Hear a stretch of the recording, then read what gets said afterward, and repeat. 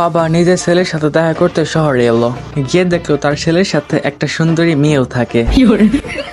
রাতে তিনজন যখন একসাথে ডিনার টেবিলে বসলো, বাবা জিজ্ঞেস করলো, তোর সাথে এই মেয়েটা কে রে? ছেলে বলল, বাবা ও আমার রুম পার্টনার, আমার সাথে থাকে। তুমি এটা নিয়ে কি ভাবতেছো এটা আমি জানি, কিন্তু আমাদের দুজনের মধ্যে সেরকম কোনো সম্পর্ক নেই। আমাদের দুজনের আলাদা আলাদা বেড, আমরা দুইজন শুধু ভালো বন্ধু। বাপ বলল, আচ্ছা ঠিক আছে। পরের দিন বাপ নিজের গ্রামে চলে গেল।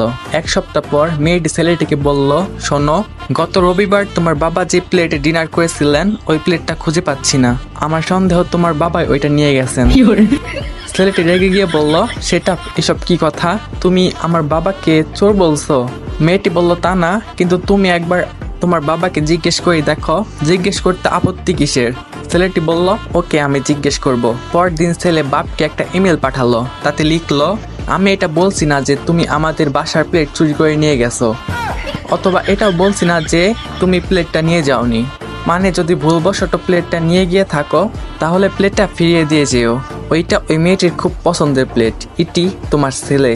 1 ঘন্টা পরই বাবার জবাব এলো, আমি এটা বলছি না যে তোর রুম পার্টনার রাতে তোর সাথে ঘুমায়, আবার এটাও বলছি না যে ওই মেয়েটি রাতে তোর সাথে ঘুমায় না।